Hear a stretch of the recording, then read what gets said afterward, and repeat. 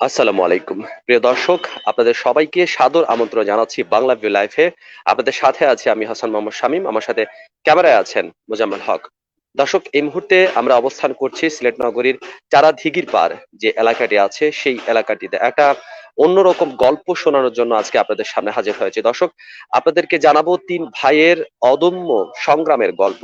তারা কিন্তু শারীরিকভাবে কিন্তু তারা প্রতিবন্ধী, কিন্তু সেই প্রতিবন্ধকতাকে জয় করে তারা কিন্তু কাজ করে চলেছেন নিরন্তর, এবং তাদের আজকে স্পেশাল গল্পটা বলার জন্য আপনাদের সামনে সরাসরি হাজির হয়েছি। দর্শক, আমরা এই মুহূর্তে অবস্থান করছি নগরীর চারাদিঘির পাড় এলাকায়, এবং সেখানে কিন্তু তিন ভাই বসবাস করেন। তারা তিন ভাই এই বাসাটিতে থাকেন, এবং আপনারা যেটা দেখতে পাচ্ছেন চোখের সামনে সেটা হচ্ছে তারা কিন্তু সেলাই মেশিন দিয়ে সেলাইয়ের কাজ করে তারা কিন্তু তাদের জীবিকা নির্বাহ করছেন, এবং যে তাদের যে প্রতিবন্ধকতা আছে, যে শারীরিক অসমর্থতা আছে, সেই অসমর্থতাকে কিন্তু জয় জয় করে তারা কিন্তু এগিয়ে যাচ্ছেন। এবং এই মানবিক গল্পটুকু আজকে আপনাদের সাথে শেয়ার করতে চাচ্ছি। একটি বাসাতে তারা তিন ভাই কিন্তু তারা কিন্তু ডিজাবেল, এবং একজন বড় ভাই যিনি এই মুহূর্তে আছেন তাকে দেখতে পাচ্ছেন আপনারা, তিনি বিছানাতেই তার সময় কাটছে, এবং সাথে আছেন তাদের মেজো ভাই। তিন ভাই আসলে কর্মক্ষম কাজ করছেন। আমরা তার সাথে কথা বলবো, কথা বলে জানার চেষ্টা করব আসলে ঠিক কিভাবে তাদের জীবন কাটছে। আমরা প্রথমে বড় ভাই যিনি আছেন তিন ভাইয়ের মধ্যে তার সাথে একটু কথা বলার চেষ্টা করব। কেমন আছেন? আসসালামু আলাইকুম। আল্লাহর রহমতে আছি ভালো। আমরা তিন ভাই প্রতিবন্ধী হলাম। আমরা আমি কোনো কাজ কাম করতে পারি না। আমার দুই ভাই একটু কারেন্টের সাহায্যে কাম করতো, হাত পাও চলে না, কারেন্ট দিয়া কাজ কাজ করে।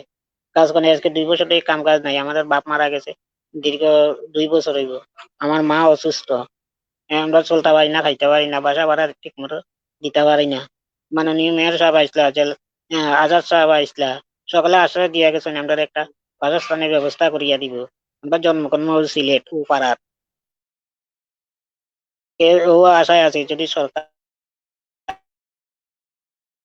জেলা প্রশাসক, মাননীয় মেয়র সাহেব সকলে উদ্যোগে যদি আমরা একটা বাসস্থানের ব্যবস্থা করিয়া দেয়, চলার মতো একটা ব্যবস্থা করিয়া দেয় 200 টাকার মতো, তাইলে মাননীয় প্রধানমন্ত্রী শেখ হাসিনা কাছে আমরা আহ্বান জানাচ্ছি।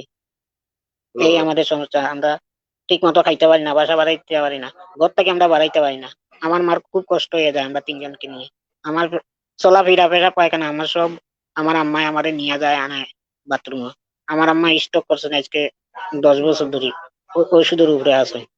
এখন সরকার যদি আমাদেরকে একটা বাসস্থানের ব্যবস্থা করে দেয়, 16 নং ওয়ার্ড, 17 নং ওয়ার্ড, 18 নং এর ভিতরে যদি আমরা একটা বাসস্থানের ব্যবস্থা করিয়ে দেয়, প্রবাসী ভাই বোন আছে সকলে মিলিয়ে যদি আমরা একটা ব্যবস্থা করে দেয়, আল্লাহর রহমতে তাদের জন্য আমরা দোয়া করি, সরকারের জন্য দোয়া করি।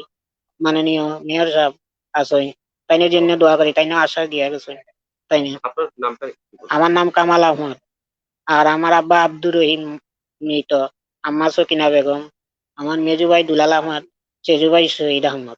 ধন্যবাদ। দর্শক, কথা বলছিলাম বড় ভাই, যে তিন ভাইয়ের মধ্যে বড় ভাই কামাল আহমেদের সাথে, এবং বাকি তিনি কিন্তু কাজ করতে অসমর্থ। তিনি তার বেশিরভাগ সময় কিন্তু বিছানাতেই কাটে, এবং তিনি যেমনটা বলছিলেন যে আসলে আহ তার সমস্ত কাজকর্ম কিন্তু তাদের বাবা নেই, 2 বছর আগে মারা গেছেন, এবং তাদের মাকেই কিন্তু তাদের সব কাজকর্ম করে দিতে হয়। এবং এর বিষয়টি সবচেয়ে উল্লেখযোগ্য যে তারা কিন্তু তাদের শারীরিক প্রতিবন্ধকতাকে জয় করে তারা কিন্তু সেলাই মেশিন চালাচ্ছেন, সেলাইয়ের কাজ করছেন। এবং আমরা একটু মেজো ভাই যিনি আছেন তার সাথে একটু কথা বলার চেষ্টা করব। কতদিন ধরে আপনারা এই কাজটার সাথে জড়িত হয়েছেন? আজ দীর্ঘ 15 বছর যাবত এই কাজের সাথে জড়িত আছি আমরা। কিন্তু আগে তো হাঁটিয়ে চলে গিয়ে আমরা কাজ করতাম, এখন আর পারি না। তাই একজনে 2-4টা মাল আনিয়ে দেয়, করি। অনেক সময় থাকে, অনেক সময় থাকে না, এই অবস্থায় আছি। আর বিশেষ করে এখন তো বাসা ভাড়াটা বেশি হয়ে যাচ্ছে, নিজস্ব কোনো বাসা নাই, ঘর নাই, আর খাওয়া দাওয়ার একটু অসুবিধা, ওষুধপত্র লাগে। মানে এই অবস্থায় আর কি আমরা মাননীয় মেয়র সাহেব আমাদের বাসায় আসছিলেন, আজাদ সাহেব আসছিলেন 20 নম্বর ওয়ার্ডের। ওনারা একটু আশ্বাস দিয়ে গেছেন যে আমাদের একটা বাসস্থানের ব্যবস্থা করে দিয়ে যাবেন, কিন্তু জেলা প্রশাসনের উদ্যোগে। কিন্তু এখনো আশ্বাসের অপেক্ষায় আছি, কিন্তু এখনো কিছুই হচ্ছে না। তাই আপনারা আগে হাঁটাচলা করতে পারতেন? যে আগে হাঁটাচলা করতে পারতাম, এখন শরীর ওজন বৃদ্ধি হওয়াতে এখন আর হাঁটাচলা করতে পারছি না। তাই আমরা এখন আর কি মাননীয় প্রধানমন্ত্রী সহ দেশবাসীর কাছে, মেয়র সাহেব, জেলা প্রশাসন এবং কাউন্সিলর আজাদ চৌধুরী সাহেব, ওরা যদি একটু সম্মিলিত উদ্যোগ নেয়, তাহলে ইনশাআল্লাহ একটা কিছু করতে পারি ইচ্ছা করলে। এখন আপনাদের কত টাকা ইনকাম হচ্ছে এই কাজ করার মাধ্যমে? এই মাসে 2-3 হাজার হয় আর কি, 2 মেশিনে চালাই। তো অনেক মাসে হয়, অনেক মাসে হয় না, কাজ না থাকলে হয় না, লকডাউন এর মাঝে। কাজগুলো কিভাবে পান আপনারা? একজনে ওই সামনে একজনের বাসা আছে, একজনের মাঝে উনি আনিয়া দিয়ে, মার্কেট থেকে আনিয়া উনি দেন, উনি কিছু আনিয়ে দেয় আর কি, সামান্য সামান্য কাজ করি, প্রতিদিনও আনিয়ে দেয় না আর কি। তাই আর কি আমরা বলছিলাম যে এনে প্রবাসী যারা ভাই বোনেরা আছে দেশ বিদেশে, এই চ্যানেল দেখছেন, এই চ্যানেলটার সাথে জড়িত, তারা যদি আমাদেরকে একটু সহযোগিতা করে, সাহায্য করে, বিকাশ নাম্বার আছে আমাদের একটা, ওই বিকাশ নাম্বারে যদি কোনো হেল্প করতে চাই, করতে পারি ইচ্ছা করলে, আমরা ভাই, আমার ভাই এই বিকাশ নাম্বারটা দিবে, আপনারা যদি স্ক্রিনে যদি বিকাশ নাম্বারটা উঠাই দেন ভালো হয়। যেমনটা শুনছিলেন আসলে তারা এই সেলাই মেশিন দিয়ে তাদের জীবিকা নির্বাহ করেন এবং এখন কিন্তু যে করোনা প্যান্ডামিকের সময়টি চলছে সেই সময় কিন্তু খুব একটা কাজকর্ম তাদের কাছে নেই এবং কাজ আসার প্রক্রিয়াটাও কিন্তু অনেকটা স্লো হয়ে গেছে এবং একটি ঘরেই একটি রুমের ভেতরে তারা 3 ভাই বসবাস করেন এবং তাদের সাথে তাদের মা আছেন এবং সব মিলিয়ে বলা চলে যে একটা একটা কষ্টের ব্যাপার যে আসলে এ ধরনের মানুষকে আসলে এগিয়ে নেওয়ার জন্য আরো বেশি কিন্তু সাহায্য সহযোগিতা প্রয়োজন। আপনারা যারা বিত্তশালী যারা আছেন, প্রবাসী যারা আছেন, আমাদের লাইভটা আজকে দেখছেন, তাদের প্রতি আমাদের অনুরোধ থাকবে এই পরিবারটির জন্য আসলে ঠিক কি করা যায়, এই পরিবারটির জন্য আসলে সাহায্যের হাত প্রসারিত করতে কতটুকু এগিয়ে আসা যায় সেটা আসলে চিন্তা করার দরকার। দর্শক আমরা কথা বলবো পরিবারের সর্বশেষ ছোট ভাই যিনি, আপনারা যে এই সেলাই মেশিন দিয়ে কাজ করছেন এটি কত দিনের পুরনো? আমার সেলাই মেশিনটা আগে ছিল আমার ভাড়া। একজন ভাইয়ে, মঞ্জু ভাইকে তো আপনি চেনেন, মঞ্জু ভাই একবার লাইভ করার পরে আমি সেলাই মেশিন দুইটা একজন প্রবাসী ভাই আমাকে দিয়েছিল। এই মনে করেন 4-5 মাস হয় মেশিন দুইটা দিয়েছিল। এখন আর আমার ভাড়া লাগে না। তবে এখন করোনার কারণে আজ বিগত 2 বছর থেকে তেমন কাজ কাম নাই, একদিন হলে 2 দিন হয় না এইভাবে। মেয়র সাহেব আমাদের বাসায় 2 বছর আগে আসছিলেন, আজাদ সাহেব আসছিলেন। সবাই যদি সম্মিলিত ভাবে যদি একটু উদ্যোগ নেয়, মানে কেউ না কেউ তো উদ্যোগটা নিতে হবে। সবাই যদি আশ্বাস দেয় তাহলে তো হবে না, কেউ না কেউ তো এগিয়ে আসতে হবে। এখন সবাই আশ্বাস দিচ্ছে, আমি এখনো বিশ্বাস আছে আল্লাহ পাকের উপরে যে কেউ না কেউ হয়তো উদ্যোগ নিবে। উদ্যোগ নিলে 3টা পরিবার, 3টা ভাই, আমরা আমরা একে হলে প্রতিবন্ধী, এর মধ্যে আমরা এতিম হয়ে গেছি। আমাদের বাবা বিনা চিকিৎসায় মারা গেছে, কিচ্ছু করতে পারিনি বাবার জন্য এই প্রতিবন্ধকতার কারণে। তাই আমার এখন দেশবাসীর কাছে এবং মেয়র সাহেবের কাছে আকুল আবেদন, আকুল আবেদন মেয়র সাহেব আমাদের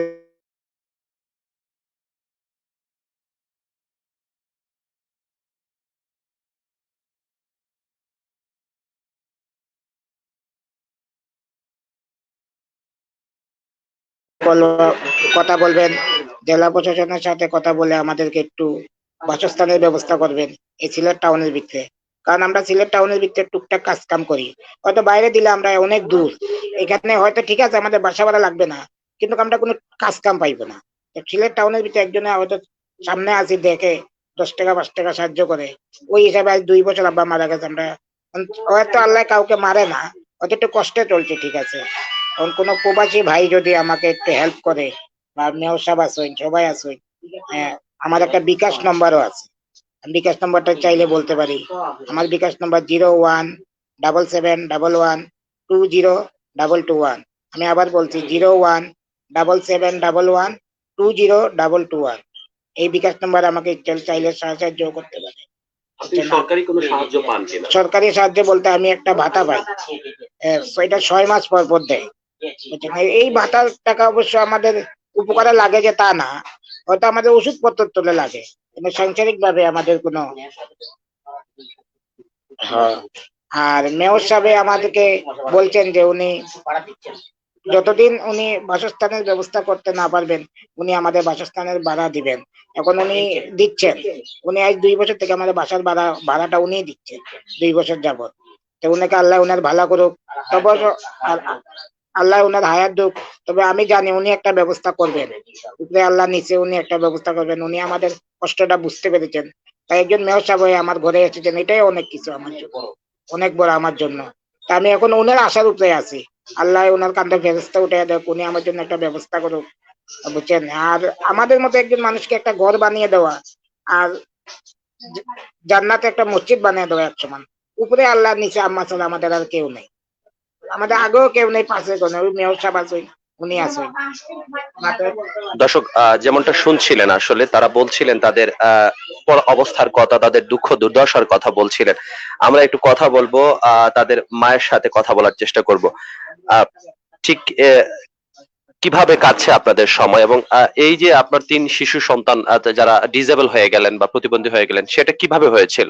আসসালামু আলাইকুম। সবাইরে দোয়া করি আল্লাহ সবাইরে ভালো রাখক, দোয়া করো সুস্থ সুস্থ থাকক। আল্লাহ আমাদের চালাই দে বাবা, আমি 3টা বাচ্চা লই বড় কষ্টে আছি। আল্লাহ আল্লাহ কোন রকমের চালাইতে আছে, আর মেয়র সাহেবে ঘর ভাড়া আইসি তো দিতেন, চালাইয়া নেয়। আল্লাহ বেড়ারে সহযোগিতা করক, ভালো রাখক মেয়র সাহেব দে, যেন সুস্থ রাখক। ও তেনে ঘর ভাড়া চালাইয়া যায়। জন্মগত সমস্যা না, আমার বাচ্চা ফাইভ পরীক্ষা পাস করি গিয়া আমার বাচ্চা আস্তে আস্তে এরম হয়ে গেছে। আমি বহুত জায়গা, স্বামীর এক যারা জায়গা আছে বেশি কিনি, আমি সব আমার বাচ্চা তলে কষ্ট করছে আমার জামাই নিয়ে, কিচ্ছু করতে পারি না। এগুলো রাখছি 3 মাস উসমানির, এগুলো রাখছি 2 মাস, কিচ্ছু করতে পারে না তারা জন্য। তো আমার বাচ্চা আস্তে আস্তে ওরম হয়ে গেছে। আমার বাচ্চা পড়ালেখাও আছে, আরবি আছে, বাংলাও আছে। আমি পড়ালেখা করাইতাম চাইছিলাম, আল্লাহ আমাদের দিছে না। যেন আমার স্বপ্ন ছিল বড়, সব স্বপ্ন আমার বিয়ে হলে গেছে। স্বামীও হারাইলাম, বিনি চিকিৎসা স্বামী গত মারা গেছে। যিনি দেখাই ডাক্তার বড় ডাক্তার দেখাইতে পারি না, যিনি আসি বা চেন লইয়া আল্লাহ প্রধানমন্ত্রীর কাছে গেলাম, আমি চাই দেশ ও দশের ভাই বোনের কাছে, সব মেয়র সাহেবের কাছে, আজাদ সাহেবের কাছে, সবার কাছে আমি চাই আমার এক জায়গা জায়গা দিয়া কিন্তু বাসস্থানের ব্যবস্থা করে দিতে আমার বাচ্চা ইনতেল লাগি। মেয়র সাহেব আমার কতদিন দিব ঘর ভাড়া, বুঝো তো, এখন বেটা দিয়া যায় যে তেনে কইছে আমার লাগি একটা ব্যবস্থা করবো। আজাদ সাহেব আইয়া গেছে, কইছে ব্যবস্থা করবো। আর দেশে বিদেশে যত মানুষ আছে, ভাই বোনেরা, মা বোনেরা, সবাই আমার বাচ্চা যদি কিছু সাহায্য করে, সহযোগিতা করে, আমি তারার লাগি 5 ওয়াক্ত নামাজ পড়ি, দোয়া করবো আল্লাহর দোয়াত বাড়া।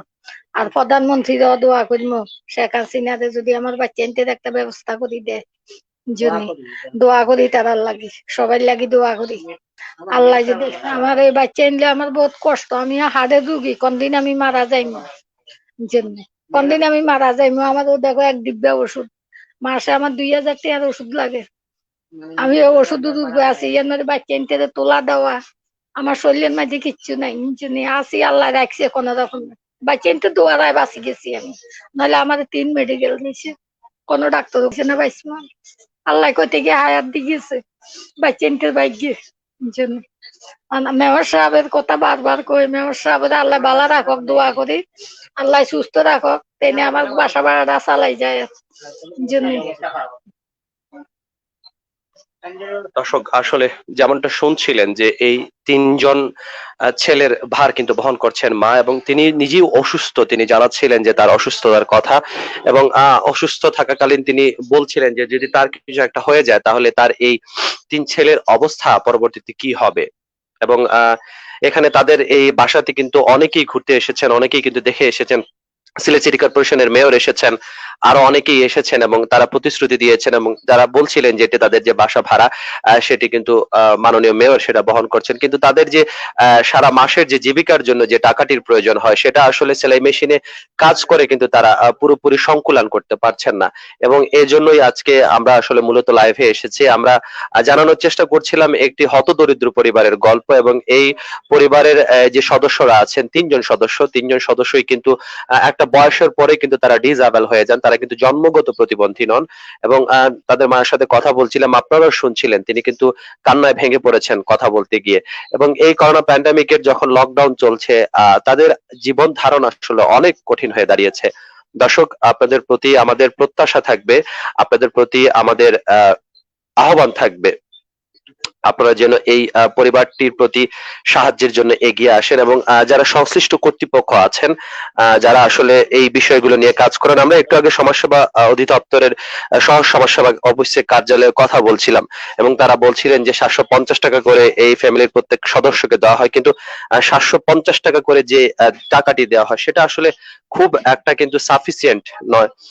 দর্শক, আপনাদেরকে জানাচ্ছিলাম একটা গল্প, একটা হৃদয় বিদারক গল্প, যে গল্পটি হচ্ছে একটি পরিবারের 3জন ডিসেবল মানুষের, এবং তারা কিন্তু তাদের শারীরিক প্রতিবন্ধকতা জয় করে তারা কিন্তু কাজ করে যাচ্ছেন, সেলাই মেশিনের কাজ করে যাচ্ছেন, সেলাই মেশিন দিয়ে সেলাইয়ের কাজ করে তারা জীবিকা নির্বাহের চেষ্টা করছেন। কিন্তু এখন করোনা লকডাউনের যে সময় চলছে, বা গত 1.5-2 বছর ধরে যে কঠিন সময় চলছে, সেই কঠিন সময়ে কিন্তু তারা তাদের জীবিকা নির্বাহ করা কিন্তু অনেকটাই কঠিন হয়ে দাঁড়িয়েছে। আমাদের প্রত্যাশা থাকবে সমাজে যারা বিত্তশালী মানুষ আছেন, যারা সচ্ছল আছেন, তারা এই পরিবারটির সাহায্যে এগিয়ে আসবেন। দর্শক, সমস্যা সম্ভাবনায় সবসময় আপনাদের পাশে আছে বাংলা ভিউ।